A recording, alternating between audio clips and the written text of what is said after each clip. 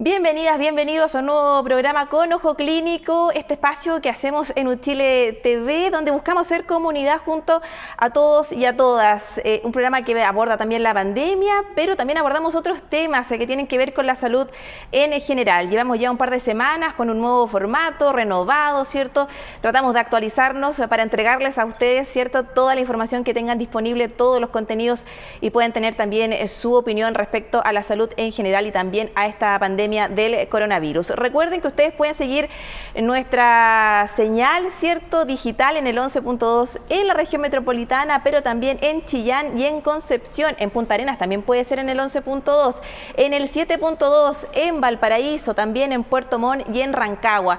Síganos, acompáñennos, sean parte de esta comunidad que hacemos en Con Ojo Clínico. También tenemos nuestro streaming para que ustedes sigan este y todos los programas de nuestro canal Uchile TV. También nuestra cuenta en YouTube de la Universidad de Chile, por si quieren revisar algún capítulo anterior, se perdieron algún espacio, pueden ponerse al día siguiendo también nuestros programas ahí. Siempre yo les digo, debajito aquí en la pantalla está apareciendo también todos nuestros canales de información, redes sociales, para que ustedes también sean parte y nos compartan sus dudas, sus inquietudes. De esta forma, entonces, damos la bienvenida y comenzamos un nuevo capítulo en Con Ojo Clínico.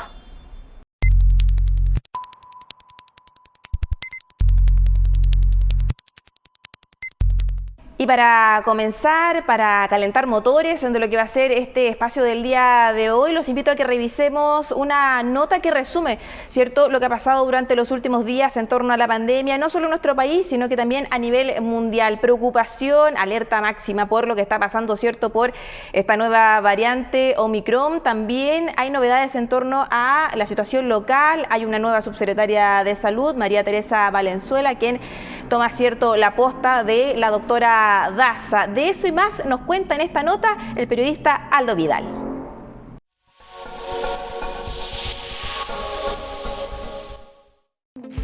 Estos son algunos de los hechos más relevantes relacionados con la pandemia ocurridos durante los últimos días.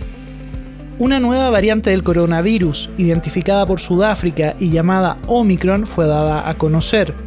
La Organización Mundial de la Salud la consideró una variante de preocupación, debido a que las primeras evidencias científicas, según el organismo, sugieren un mayor riesgo de reinfección. El virólogo del Instituto de Ciencias Biomédicas de la Universidad de Chile, Ricardo Soto Rifo, nos explica qué características tiene esta nueva variante. Hay mucha incertidumbre. Lo único que tenemos la certeza es que tiene muchas mutaciones que en lugares que son claves para la entrada del virus a la célula y para el reconocimiento de los anticuerpos neutralizantes. Necesitamos entonces saber. Yo creo que es sumamente importante investigar cómo se va a comportar esta variante desde un punto de vista clínico, pero también desde un punto de vista de la respuesta inmune y de su capacidad para ingresar a las células y multiplicarse en ellas. Tras conocerse esta nueva mutación, los 27 países de la Unión Europea, al igual que Israel, Reino Unido y Estados Unidos, acordaron suspender todos los vuelos desde y hacia Sudáfrica. En Chile, el Consejo Asesor COVID-19 recomendó retrasar la apertura de fronteras. Los expertos pidieron aplazar la medida por al menos 2 semanas para permitir que las autoridades sanitarias regionales fortalezcan su capacidad de detección y aislamiento. Como respuesta, el Ministerio de Salud indicó que desde el 1 de diciembre se prohibirá el ingreso de extranjeros no residentes que hayan estado los últimos 14 días en 7 países africanos. Además, la nueva subsecretaria de Salud, María Teresa Valenzuela, dio a conocer otra medida. Desde el 1 de enero, el pase de movilidad solo estará habilitado para quienes tengan la tercera dosis de vacuna contra el COVID-19. El presidente Sebastián Piñera anunció además que la vacunación para niñas y niños de entre 3 y 5 años comenzará el 6 de diciembre en todo Chile. Asimismo, la autoridad informó que el país tiene asegurada la dotación de dosis para todo el 2022.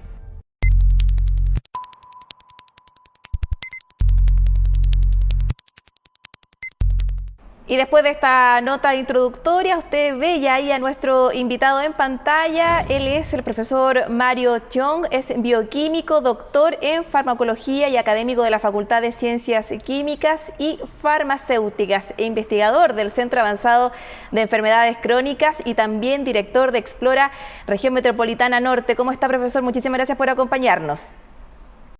Muy buenas tardes, Maritza. Buenas tardes también a todos los telespectadores. Profesor, vamos a hablar, ¿cierto?, sobre investigación, sobre fármacos, otras alternativas que surgen en torno al control de esta pandemia. Se ha informado en el último tiempo que existen varios medicamentos, ¿cierto?, que están en proceso como posibles tratamientos del COVID. Hay algunos que son inyectables, otros, ¿cierto?, vía oral. Primero, ¿nos podría explicar cómo se hacen estas investigaciones, cómo toman cuerpo, ¿cierto?, qué hay detrás de una autorización de una pastilla, por ejemplo, para el COVID-19?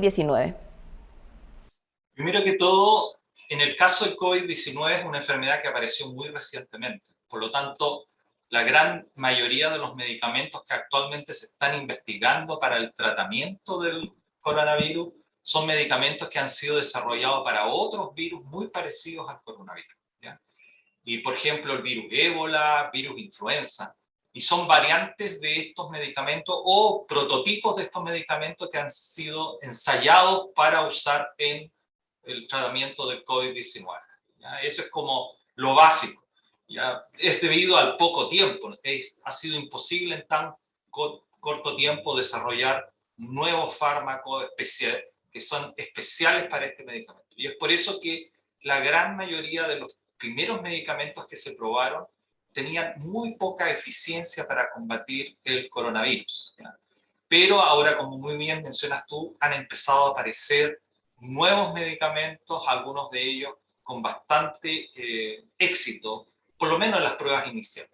Eso es un grupo de medicamentos que son moléculas químicas pequeñas que se utilizan, por ejemplo, el paracetamol, algún antiinflamatorio, ese tipo de moléculas que se llaman pequeñas, que se utilizan para bloquear la propagación del virus dentro del cuerpo humano. Y existe otro gran grupo de fármacos que se llaman los biológicos, que son moléculas fabricadas por el hombre utilizando un anticuerpo modificado genéticamente que se une al virus e impide que el virus se pueda unir a las células humanas. Esos anticuerpos, como son diseñados y fabricados específicamente para combatir la unión del virus con la célula, esos medicamentos fueron los primeros en desarrollarse, ¿ya? Ustedes recordarán, el año pasado se enfermó el presidente Trump en Estados Unidos con coronavirus y el tratamiento que él recibió para prevenir el desarrollo de una enfermedad grave fue este tipo de medicamentos biológicos que bloquean la entrada del virus en la célula. Y ese es otro grupo que ya llevan algún tiempo usándose en países del primer mundo. Profesor, justamente, claro, veíamos hace algunos días, ¿cierto?, a inicios de noviembre, para ser bien específicos, el 4 de noviembre, que Reino Unido autorizaba este fármaco, ¿cierto?, vía oral y hacía una autorización, ¿cierto?, o un permiso de emergencia. ¿Qué implica que sea un permiso de emergencia y cómo funciona esta píldora en particular? Sí, esta fue una de estas moléculas pequeñas que yo le mencioné, que efectivamente se llama, el nombre es molnupiravir. Su mecanismo de cómo funciona, el virus es un virus que usa como material genético RNA, a diferencia del cuerpo humano que utilizamos como material genético DNA. Y ese RNA utiliza precursores para fabricar más RNA, y es un precursor que se utiliza para que el virus se reproduzca. Entonces, el molnupiravir imita estos precursores que utiliza el virus para fabricar más material genético, ¿ya? Y como lo imita, se incorpora al virus, pero una vez que se incorpora el virus es incapaz ahora de fabricar más copias de sí mismo. Y por lo tanto bloquea la reproducción del virus. Ese es el mecanismo por cómo funciona el molnupiravir. Ahora, la gracia del molnupiravir es que el material genético del virus no es el mismo que utilizamos nosotros. y por lo tanto afecta solo específicamente al virus sin afectar las otras funciones del cuerpo humano en forma natural. Ahora, es una aprobación de emergencia porque su eficacia no está totalmente demostrada. La autorización que se dio en el Reino Unido fueron con información preliminar que se hizo en un estudio de fase 3 hecho por Merck en conjunción con otra empresa que es Regenbach Biotherapeutics, que este fármaco está siendo desarrollado por estas dos empresas en forma conjunta.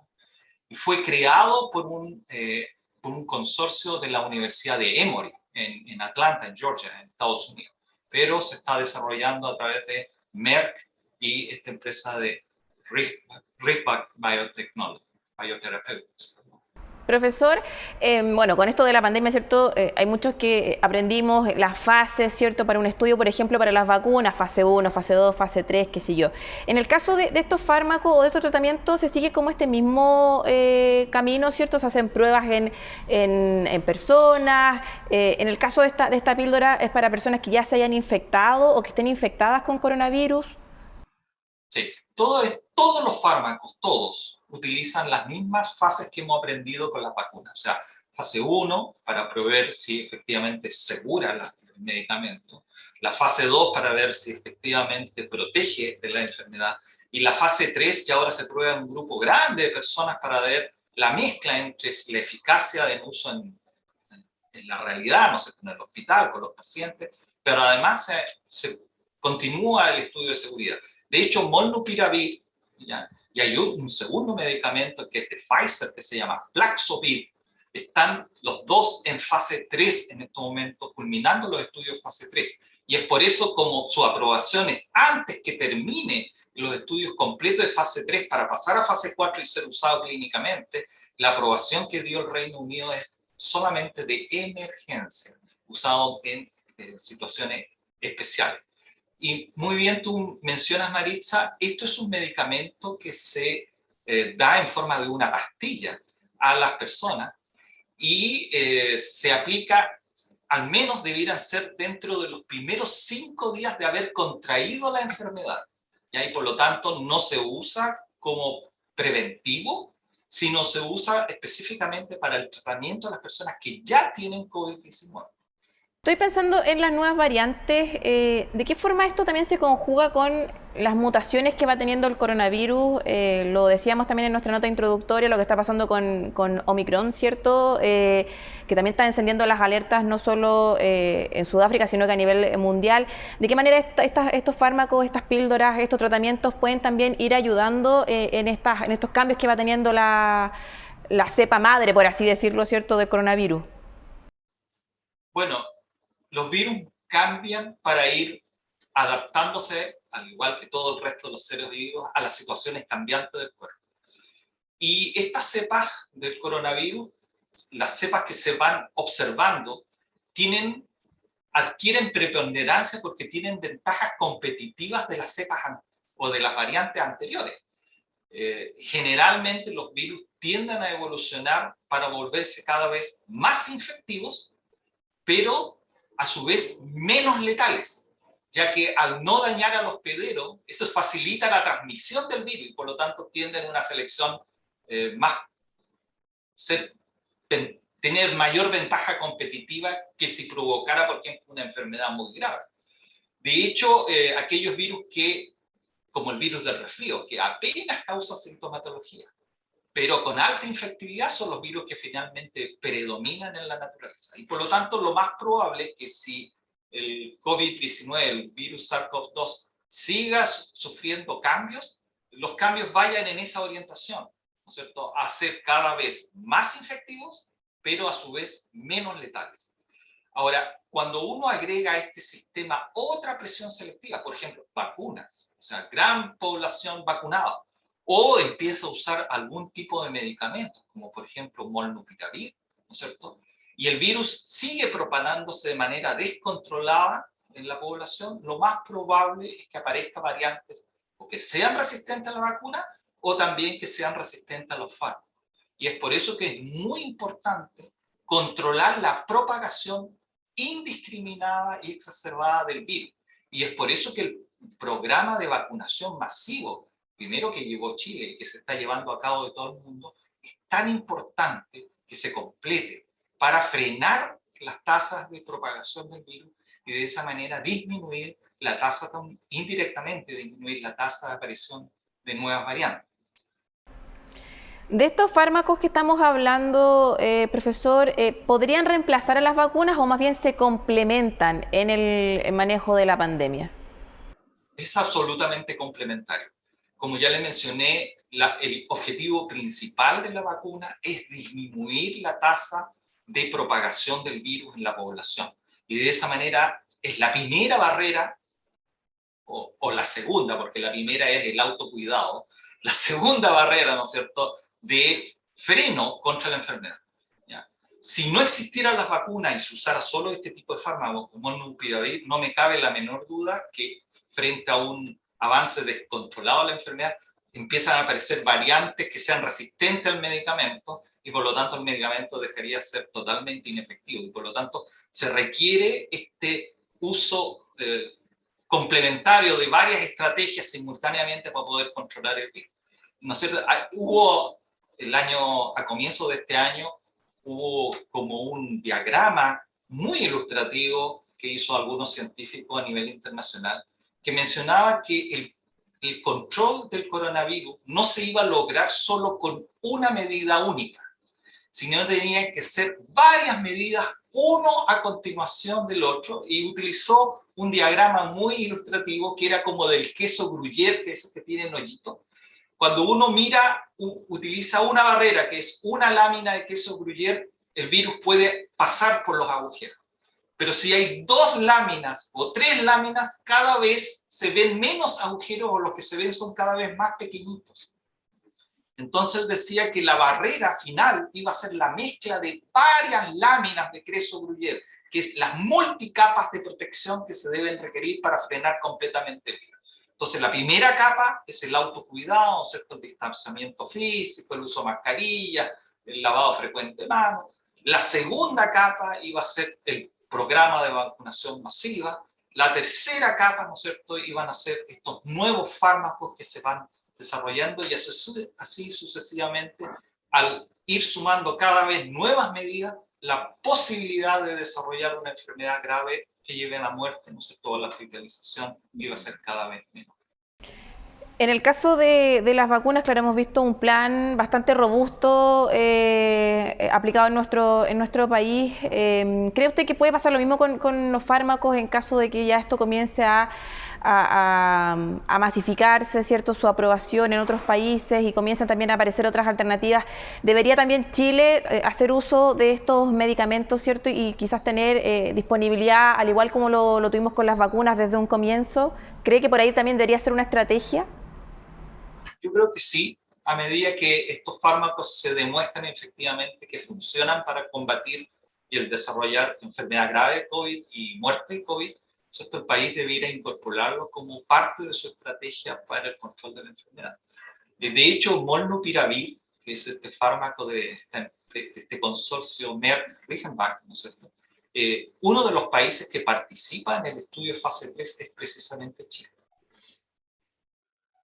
Y por lo tanto, efectivamente se están probando algunos de estos medicamentos y afortunadamente nosotros somos parte de la estrategia de ensayo de estos nuevos medicamentos. Profesor, usted recién hacía mención a Pfizer, ¿cierto? Conocida, reconocida, ¿cierto?, por todas y todos, gracias a la vacuna que estamos recibiendo y a los estudios que se han hecho. Anunció, ¿cierto?, de esta píldora experimental para tratar justamente el COVID-19, que según sus pruebas, los estudios que han hecho, ¿cierto?, reduciría el riesgo de hospitalización y muerte en casi un 90% entre las personas que están infectadas, ¿cierto?, con este virus, del coronavirus. Si es así, ¿podríamos estar frente a una posible ya estrategia de fin de pandemia? ¿Podríamos ya estar pensando, ¿cierto?, en el fin de esta situación? ¿O más bien hay que ser cautos también en estos resultados y ver cómo se dan? Claro, este medicamento, el Paxlovid, que se llama de Pfizer, efectivamente, es un medicamento, primero que todo, que es interesante, funciona de una manera que es distinta a la de Merck-Reichenbach. Ya les dije que la de Merck impide que se fabrique nuevo material genético del virus. En cambio, la del Paxlovid se parece más a un medicamento que actualmente una de las estrategias que se utiliza para el tratamiento del SIDA, que el virus, para poder madurar, se requiere que las proteínas del virus que conforman la estructura del virus se procesen y maduren para formar lo que se llama la partícula viral. Para eso se requiere utilizar una herramienta que utiliza el virus que corta en distintas partes las proteínas virales para formar la distinta estructura del virus. Lo que hace Paxlovid es evita que se corte esta proteína del virus y se ensamble la partícula viral. Por lo tanto, es totalmente distinto al medicamento de Merck. Y eso lo hace muy interesante porque uno podría incluso pensar en usar combinación de medicamentos como se está usando para el tratamiento del SIDA, porque utilizan mecanismos totalmente distintos. O sea, uno, en teoría, incluso podría usar una mezcla del medicamento Merck-Reichenbach, o sea, molnupiravir, mezclarlo con Paxlovid y hacer un medicamento aún más eficiente. Esos estudios todavía no se han desarrollado porque todavía no han terminado los estudios de fase 3 de Paxlovid y de molnupiravir. Ahora, los datos científicos del estudio de fase 3 de Paxlovid, que es de Pfizer, todavía no están terminados. Y los datos que se han distribuido por la prensa son datos solamente preliminares que se han dado en notas de prensa liberados por la misma Pfizer. Y por lo tanto, la comunidad científica todavía no hemos tenido la oportunidad de revisar los datos completos del estudio clínico. Y por lo tanto, yo diría que es bastante prematuro saber si efectivamente tiene alrededor de un 90%, en realidad el dato publicado es 89% de eficacia en reducir muerte y casos graves de COVID. El número de pacientes es bastante pequeño, es un poquito menos de 400, con muy pocos casos, por lo tanto los datos son todavía bastante preliminares, pero sí, sin duda, son bastante auspiciosos. ¿Ya? Y yo creo que por ahí va a ir el desarrollo de los nuevos fármacos para el tratamiento del COVID, por lo menos del COVID que en fase ya contagiada, o sea, pacientes que ya están infectados con COVID. Algunos de estos fármacos llegarían, ¿cierto?, en un futuro cercano a nuestro país. El proceso de aprobación es el mismo que con las vacunas, tiene que pasar por el ISP, ¿cierto? Tiene que ser revisado por científicos, especialistas chilenos. ¿Es lo mismo? Es exactamente igual. Todo fármaco para ser comercializado en el país requiere la autorización del Servicio de Salud a través del Instituto de Salud Pública, que es el organismo oficial que regula y autoriza la venta de medicamentos en el país. Y por lo tanto cumple exactamente la misma regulación, las mismas etapas y los mismos principios que se utilizaron para la aprobación de las vacunas. Me quedo ya al final del cierre, ¿cierto?, de esta entrevista, profesor, con esta analogía que hacía usted del queso, ¿cierto?, de que son varias las láminas, las etapas, las estrategias que hay que utilizar para poder controlar esta pandemia y siempre el llamado que hacemos también desde Con Ojo Clínico es al autocuidado, a mantener las medidas de resguardo, ¿cierto?, el uso de mascarillas y también la vacunación frente incluso a nuevas variantes. Hay que estar protegidos, ¿cierto?, y tener las vacunas y el proceso que también está en curso en nuestro país. Le queremos agradecer por ser parte de nuestra comunidad hoy día y ser parte de este programa. Muchas gracias, Marisa, por la invitación y un saludo a todos los telespectadores. Muchas gracias, que le vaya muy bien.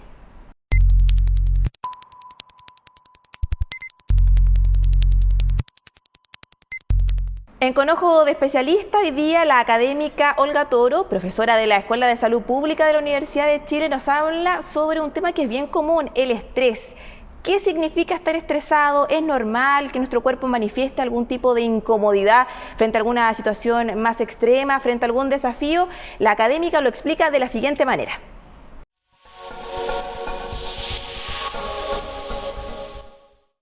Bueno, el estrés es una manifestación normal de la vida, es hasta deseado, porque el estrés lo que le avisa al cuerpo que frente a una situación que es un desafío para nosotros, tenemos que enfrentarlo y nos da la energía necesaria, la concentración, la atención necesaria para enfrentar ese desafío. Sin embargo, podemos distinguir al menos 3 tipos de estrés.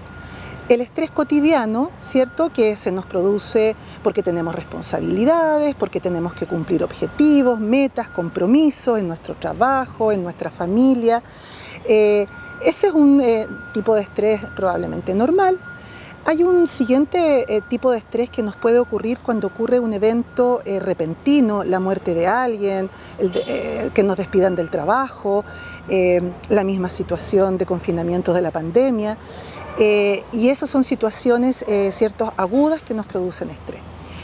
Y luego está también el estrés que nos puede producir situaciones traumáticas, eventos traumáticos, y ahí ya estamos en el campo del estrés postraumático. ¿Qué es lo importante? Los seres humanos tenemos capacidad para enfrentar el estrés, sin embargo, cuando esta situación de estrés es crónica, entonces se empiezan a manifestar otros problemas de salud. Hay estudios que asocian el estrés crónico, por ejemplo, con una debilidad del sistema inmune y por lo tanto la mayor recurrencia de enfermedades físicas. Por otro lado, también está asociado a situaciones como depresión o cuadros de trastornos ansiosos más complejos. Por lo tanto, es importante modificar los factores estresores que nos rodean y que nos pueden estar produciendo este estrés crónico. Y después de esta interesante información que nos aportaba la profesora Olga Toro, quien ya semana a semana nos ha estado entregando información bien relevante frente al estrés, a la ansiedad, a los ataques de pánico, ¿cierto? Bueno, vamos a hacer una pequeña pausa muy pequeñita. A la vuelta vamos a seguir hablando, ¿cierto?, con otro invitado. Vamos a abordar una enfermedad que es bien común entre los chilenos y las chilenas, la diabetes. Pero eso a la vuelta de la siguiente pausa. No se separe, ya regresamos.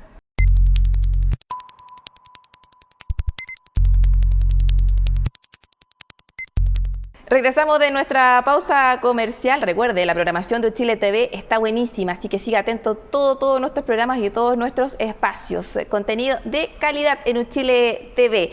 Y para introducir ahora nuestra segunda entrevista del día de hoy, los voy a dejar con esta nota que preparó Francisco Contreras en torno a la diabetes. ¿De qué se trata? ¿Los tratamientos? ¿En qué consiste? Lo escuchamos y lo vemos en la siguiente nota. La diabetes es una enfermedad crónica que se produce cuando el páncreas no secreta suficiente insulina o cuando el organismo no utiliza eficazmente la insulina que produce. Según estima la Organización Mundial de la Salud, esta enfermedad fue la causa directa de 1.5 millones de defunciones en 2019. En nuestro continente, aproximadamente 62 millones de personas tienen diabetes y más de 240.000 muertes se le atribuyen a esta enfermedad cada año en la región. En Chile se estima que 1 de cada 10 personas ha desarrollado diabetes y solo en 2020 causó más de 17.000 hospitalizaciones en el país. Cabe señalar que existen 3 principales tipos de diabetes. Por una parte está la diabetes de tipo 2, considerada como la más frecuente. Esta se debe a que el organismo no utiliza eficazmente la insulina que produce y generalmente se debe al exceso de peso y a la falta de actividad física. También está la diabetes de tipo 1, que se caracteriza por la producción deficiente de insulina y requiere la administración diaria de esta hormona. Su causa es todavía desconocida y no se puede prevenir con los conocimientos actuales. Por último está la diabetes gestacional, que aparece durante el embarazo. Este tipo aumenta el riesgo de sufrir complicaciones durante el embarazo y el parto, y podría generar que tanto la madre como sus hijos corran el riesgo de tener diabetes tipo 2 en el futuro.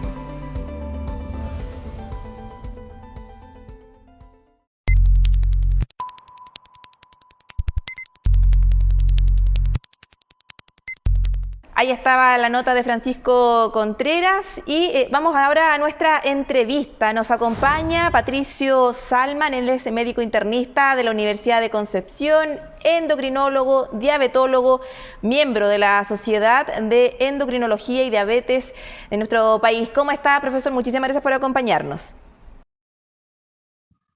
Buenas tardes, Maritza. Muchas gracias por la invitación.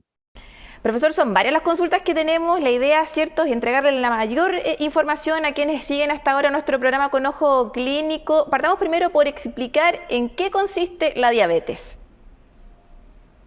De acuerdo. La diabetes es una enfermedad habitualmente crónica que se caracteriza por tener niveles elevados, persistentes de la glicemia, que es el azúcar en la sangre en términos simples, que hay cortes y criterios internacionales para hacer su diagnóstico, pero la práctica es tener la glicemia o el azúcar en la sangre elevada en forma persistente, habitualmente crónica. Y eso trae consigo un montón de coletarialidad y comorbilidad y enfermedades asociadas. Perfecto. ¿Qué síntomas podemos tener? ¿Qué alertas nos empieza a dar nuestro cuerpo? ¿Cómo afecta finalmente a nuestro cuerpo, ¿cierto? Al cuerpo del paciente. Perfecto. Bueno, habitualmente la diabetes asintomática inicialmente. Los clásicos y típicos síntomas de andar con harta sed, orinar harto, orinar en la noche, hacer pipí harto en la noche que antes no ocurría, una baja de peso inexplicada, con apetito conservado, son síntomas que orientan a diabetes mellitus, estamos hablando de mellitus, pero habitualmente con una hiperglicemia bastante marcada. Las primeras etapas de la diabetes en el cual hay formalmente diabetes, pero son glicemias que en general no generan síntomas, por lo tanto, muchas veces esto se diagnostica a través de exámenes de laboratorio solicitados por otro motivo. Entonces, en ese sentido, cuando hay factores de riesgo para tener diabetes, es bueno la prevención en el sentido de pesquisar en forma precoz el diagnóstico de diabetes y no esperar los síntomas porque en realidad ahí estamos un poco tarde. Usted hablaba de factores de riesgo. Por ejemplo, que mi papá, mi abuelo tengan diabetes. ¿Puede ser que a mí me dé diabetes, quizá como factor principal de riesgo? Sí, creo que para contestar a esa pregunta es importante contextualizar en la principal etiología de diabetes, que es la diabetes mellitus tipo 2, que es la diabetes habitualmente en el adulto, que lamentablemente cada vez se está viendo en gente más joven, pero también hay otros tipos de diabetes, autoinmune o la tipo 1, da más niños y adolescentes, y diabetes farmacológica y diabetes por otras etiologías. En su pregunta, la diabetes tipo 2, insisto, que es la más frecuente en general en el adulto, hay factores de riesgo en el cual lo que usted me pregunta es correcto. Cuando hay antecedentes familiares de diabetes, en particular de primer grado, aumenta esa probabilidad porque hay un componente genético de predisposición, pero habitualmente uno de los principales factores de riesgo gatillantes de diabetes, que eso es lo que hace que en la actualidad cada vez se vea en gente más joven, es la obesidad con malos estilos de vida en términos de sedentarismo y de alimentación. ¿Y la resistencia a la insulina es diferente, es lo mismo? ¿Cómo se cruzan? Perfecto. Bueno, la resistencia a la insulina es algo distinto. En realidad, la resistencia a la insulina es un mecanismo fisiopatológico que me confiere este riesgo de desarrollar diabetes mellitus tipo 2 a futuro. Por tanto, resistencia a la insulina no es equivalente a diabetes mellitus, porque como digo, la diabetes mellitus puede ser por otras etiologías, pero las personas que tienen resistencia a la insulina, si eso se progresa en el tiempo y no se corrige, no se trabaja, puede terminar en una diabetes mellitus tipo 2. Por lo tanto, es como el mecanismo por el cual finalmente el páncreas se agota y aparece la diabetes mellitus tipo 2 a futuro. Enfoquémonos en la diabetes más común, la tipo 2, ¿cierto? Usted ya nos daba algunas luces. ¿Qué tratamientos existen? ¿Cómo nosotros tenemos que prevenir esta enfermedad? Bueno, y si ya la padecemos, ¿cierto? ¿De qué manera cuidar nuestro cuerpo y nuestro diario vivir? Yo creo que lo primordial a mi juicio es, ojalá no ser o no desarrollar diabetes mellitus tipo 2. Eso sería como lo ideal, y en ese sentido, las personas que tengan factores de riesgo, nuevamente, factores de familia, sedentarismo, obesidad, bueno, a medida que uno avanza en edad, eso también otros factores de riesgo y otras condiciones, uno debiera intentar prevenir, trabajar ello para disminuir la posibilidad de aparecer diabetes mellitus tipo 2. Cuando la diabetes mellitus ya está instaurada, está correctamente diagnosticada, la verdad es que hay múltiples tratamientos en la actualidad desde el punto de vista farmacológico. La verdad es que durante los últimos 10 o 15 años la farmacología en diabetes tipo 2 ha evolucionado mucho con muy buenos y nuevos medicamentos para la diabetes. Pero, y si bien eso es personalizado, el tratamiento de la diabetes es personalizado, pero no hay que olvidar un componente muy importante del tratamiento de la diabetes mellitus tipo 2, precisamente por su asociación con obesidad y otras comorbilidades, es el tratamiento no farmacológico, en el cual eso lleva a una replanteamiento y una correcta nutrición, ojalá siempre asesorado, y actividad física personalizada. Aquí el pilar fundamental de todo tipo de tratamiento de este tipo 2 tiene que partir por un tratamiento no farmacológico en llave. Bueno, lamentablemente todos conocemos o tenemos algún cercano, algún familiar, algún amigo conocido, ¿cierto?, que tiene diabetes, una enfermedad bastante común, ¿cierto? Y también se da que de repente no es tan fácil seguir los tratamientos, ¿cierto? Sobre todo con el tema de la alimentación. ¿Qué consejos podemos entregar ahí, cierto? ¿Cuán importante es seguir una pauta de alimentos? Porque claro, hoy día, por ejemplo, en esta temporada tenemos muchas frutas, ¿cierto? Y uno dice, es fruta saludable, pero no siempre es así, porque algunas frutas tienen, usted me corrige, ¿cierto? Pero algunas frutas tienen más azúcar que otras, algunas es recomendable comerlas en la mañana, otras en la tarde. ¿Cómo también entregar consejos y recomendaciones en torno a eso? A lo importante que es seguir una dieta y cómo alimentarnos si tenemos, ¿cierto?, una diabetes tipo 2, que es la más común. De acuerdo, bueno, usted tiene razón y como lo dije reciente, el tratamiento no farmacológico es un pilar fundamental para la diabetes tipo 2. Desde el punto de vista nutricional, la verdad es que me gustaría un poquito desmitificar algunas cosas que de repente uno ve en la práctica clínica habitual de una serie de listados de prohibiciones para las personas con diabetes, y la verdad es que en general no es tan así. Hay ciertas cosas que hay que restringir, por supuesto. En lo personal, yo soy muy categórico y trato de explicárselo a los pacientes: la eliminación idealmente de los alimentos ultraprocesados, procesados, industrializados, dulces, que tengan sacarosa, fructosa concentrada. Ahí estamos hablando ahí estamos hablando de galletas, chocolate. Helado, chocolate, pasteles, todas las cosas que haya creado el ser humano, industrializado, procesado, dulce, con sacarosa, fructosa, inclusive aunque diga que es para diabéticos y un montón de cosas, que hay ejemplos de todo. La verdad es que hay que tratar eso de evitarlo y proscribirlo.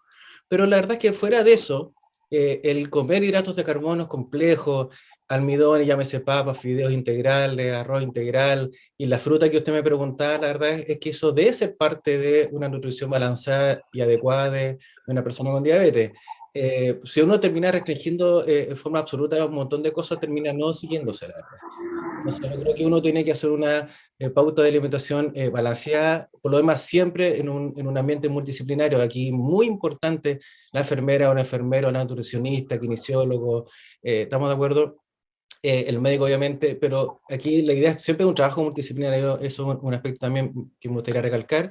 Y la parte nutricional uno debiera, ¿cómo se llama?, tratar de ordenar cuando hay desorden en términos horarios, de picoteo. O sea, que primero ordenar. Yo siempre a mis pacientes con diabetes les digo, ordenémonos primero, creamos hábitos de alimentación saludable.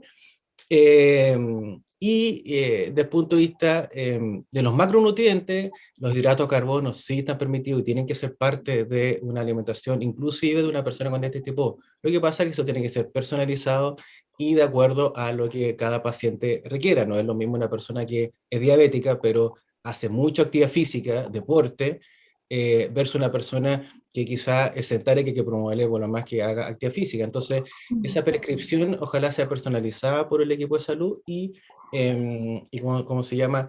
Excepto los hidratos de carbono simples, refinados y ultraprocesados, el resto está permitido.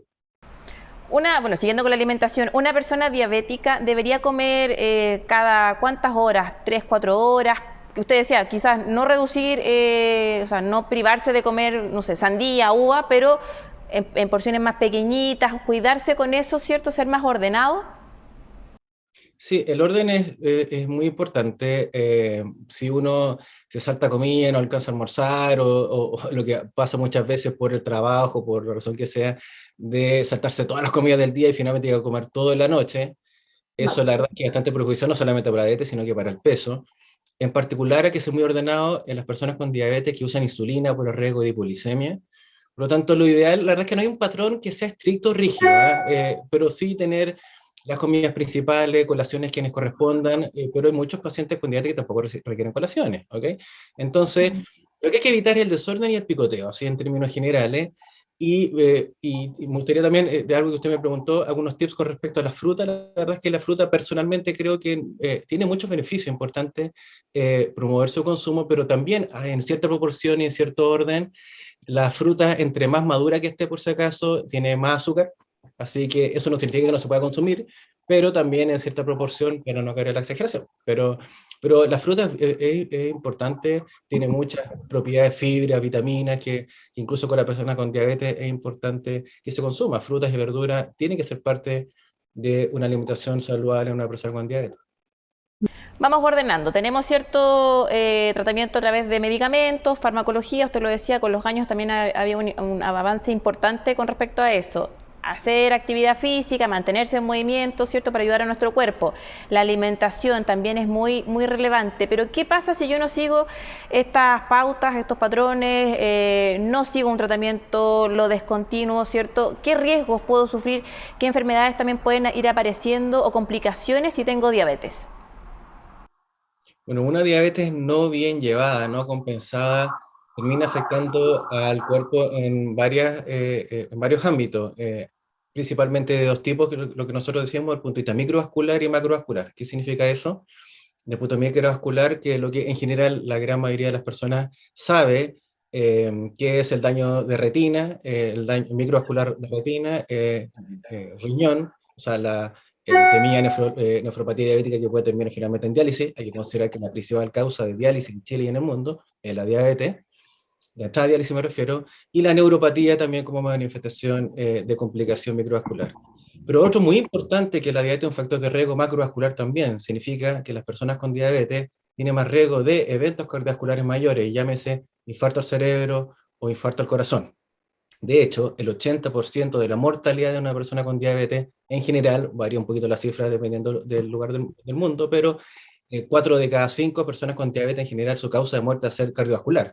Entonces, aquí es importante también recalcar que la diabetes no bien llevada va a llevar a todas esas complicaciones micro y macrovasculares, pero también muy importante entender que la diabetes no solamente preocuparse por la glicemia propiamente tal, sino que tenemos que preocuparnos de todos los factores de riesgo cardiovascular, precisamente para disminuir lo que más puede generar, que es enfermedad cardiovascular. Por lo tanto, aquí el control de la presión arterial, el bajar de peso cuando corresponda, el dejar de fumar, muy importantemente tener el colesterol LDL o el colesterol malo que no conoce la gente en las metas, que eso ya está bien establecido. O sea, tenemos que preocuparnos de todos los factores de riesgo cardiovascular y no solamente de la glicemia en sí misma. Profesor, entonces, claro, si una persona ya lleva mucho tiempo con esta enfermedad, ¿cierto? Y bueno, sigue un tratamiento más bien ordenado, también sería bueno ir sumando ciertos chequeos, ¿cierto? Usted lo decía, hacerse exámenes al corazón, revisar también quizás hacerse un fondo de ojo, ¿cierto? Si es que el doctor también así lo estipula, ir haciéndose chequeos que vayan complementando para tener una diabetes,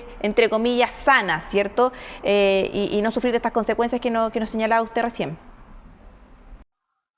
Exactamente, bueno, eso en general está bastante normado en términos de el manejo inicial y en los seguimientos de las personas con diabetes tipo 2, tanto en atención primaria como con los médicos especialistas, en el cual hay ciertas evaluaciones que hay que hacer en forma periódica, desde el punto de vista clínico, por un lado, y eso se hace en el momento de la consulta, en el examen físico, que hay ciertas cosas que preocuparse, muy importante la toma de presión arterial, ver los pulsos, ir a ver el pie de las personas con diabetes, que es un elemento muy importante, y ciertos exámenes de laboratorio y otros que son bastante rutina, como el electrocardiograma, como el fondo de ojo, como usted dice, que está eso normado, una vez en el año hay que hacerlo, en particular en pacientes de riesgo, y ciertos exámenes de laboratorio bastante simple, como la función renal, la función hepática y el examen de orina. O sea, hay ciertas cosas, y el perfil lipídico muy importante para ver si el colesterol LDL, que es el colesterol malo, que le conoce la gente,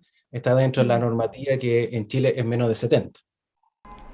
Profesor, antes de pasar a las consultas que nos llegan también a través de redes sociales, ¿por qué hay que revisar los pies de los diabéticos cuando uno va al control? Porque el pie es una parte del examen físico que es muy importante en las personas con diabetes, porque se puede afectar de varias maneras en una persona con diabetes, desde el punto de vista vascular, en términos de que ir a mirar los pulsos de los pies, porque si la persona es fumadora, por ejemplo, hipertensa, tiene riesgo de enfermedad arterial oclusiva crónica, que se llama, que ahí empieza a llegar menos sangre hacia los pies.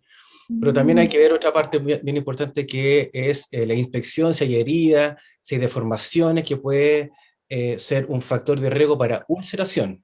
porque una úlcera en un pie de una persona con diabetes, en particular si tiene larga data la diabetes, es un factor de riesgo de amputación. Por lo tanto, ir a evaluar la parte neuropática, la indemnidad de la piel en el pie de los diabéticos es muy importante, y la educación en ese sentido, en cuanto al calzado y a otras medidas bastante simples, es muy importante porque puede evitar una catástrofe que es la amputación.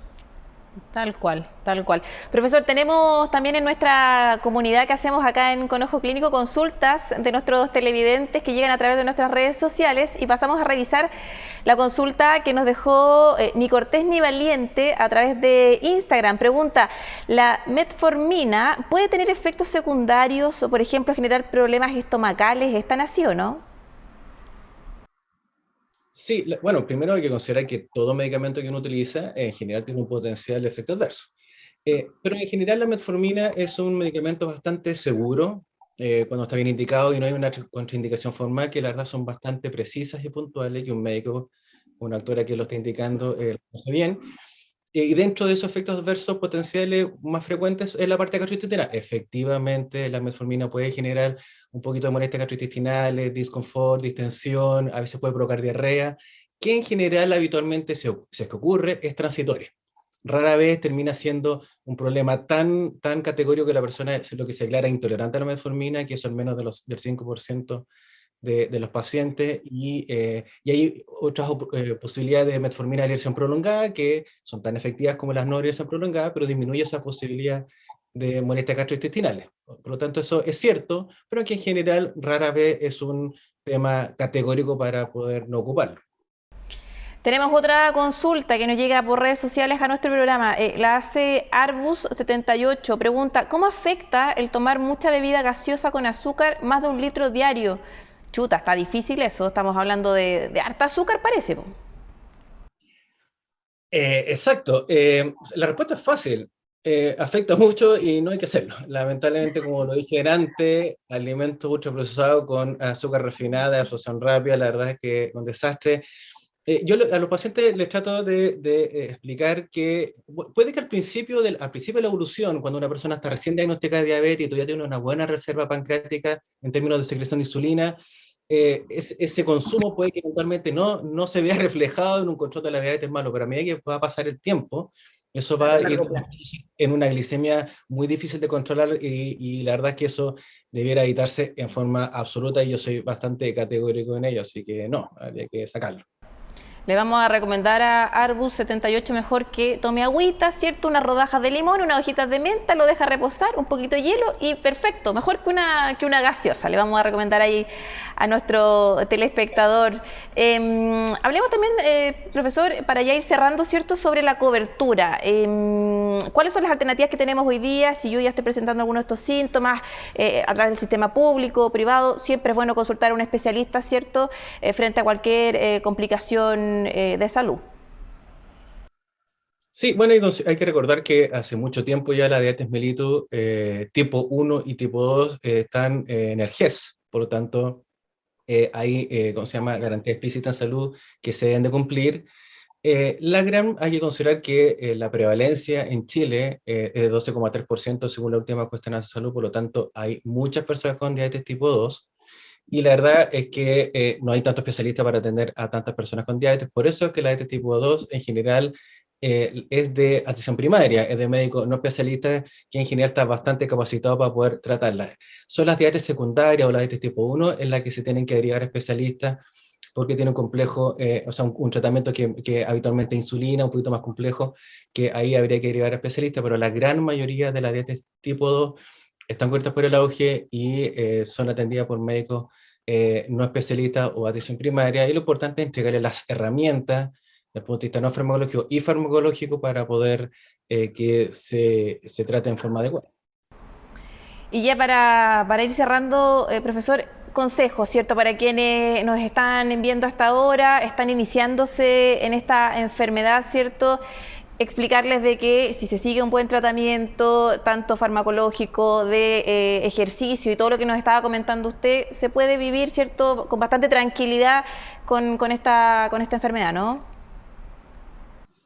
Sí, yo creo que es importante entregar un mensaje como esperanza, en el sentido de que cuando hay un tratamiento farmacológico adecuado y hay un tratamiento multidisciplinario, no farmacológico también. La persona debiera andar bien. Lo importante es, yo creo, no confiar en un medicamento mágico que por sí mismo me va a arreglar la diabetes, sino que yo debo tratar de promover una actividad física y una alimentación adecuada, y en general las personas con controles rutinarios, no perder los controles médicos con la nutricionista, con la enfermera o el enfermero. Eso es súper importante, tener controles periódicos. En general se pueden ir tomando las decisiones correctas y la persona debiera llevar una diabetes bien llevada, ¿ok? Así que yo creo que hay tratamiento, pero el tratamiento tiene que ser multidisciplinario para que en general se le saque mejor provecho. Profesor, le queremos agradecer por toda esta información, valioso cada uno de los comentarios, de su respuesta, ¿cierto? Para enseñar, explicar a quienes están recién iniciándose en esto, a quienes ya están viviendo con una diabetes, a quienes tenemos también algún familiar, ¿cierto? Cercano con esta enfermedad, a seguir adelante, ¿cierto? Y seguir todos los tratamientos. Le queremos agradecer por ser parte de nuestro programa del día de hoy. Que le vaya muy bien. Muchísimas gracias. Muchísimas gracias a usted y un saludo cordial a los espectadores. Lo vamos a invitar nuevamente, que le vaya bien. Chao, chao.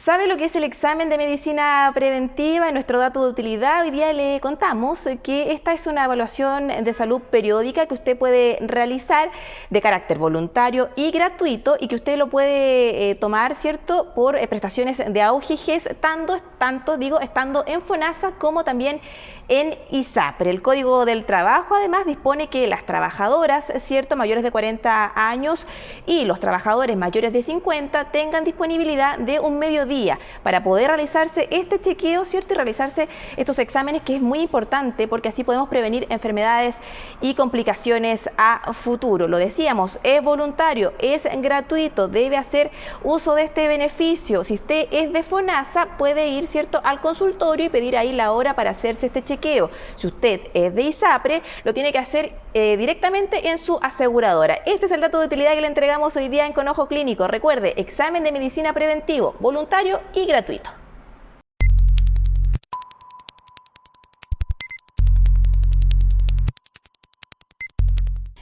Y llegamos ya al cierre de nuestro capítulo del día de hoy. No queremos despedirnos sin antes mandarle un abrazo muy apretado a nuestra compañera, amiga Mariana Tejos, a toda su familia, que no está pasando por un momento muy bueno, así que le mandamos todo nuestro cariño a salir adelante. Está todo el equipo de Con Ojo Clínico y todo el equipo también de Uchile TV para acompañarla, acompañar también a toda su familia. Nosotros dejamos hasta aquí este espacio del día de hoy. Gracias por acompañarnos, por ser parte de nuestra comunidad en Con Ojo Clínico. Recuerde, tenemos siempre secciones, estamos pensando en todas y en todos para entregarles la mejor información en torno a la salud y también a la pandemia. Siga nuestra compañía, que tenga muy buenas noches. Nos vemos la próxima semana.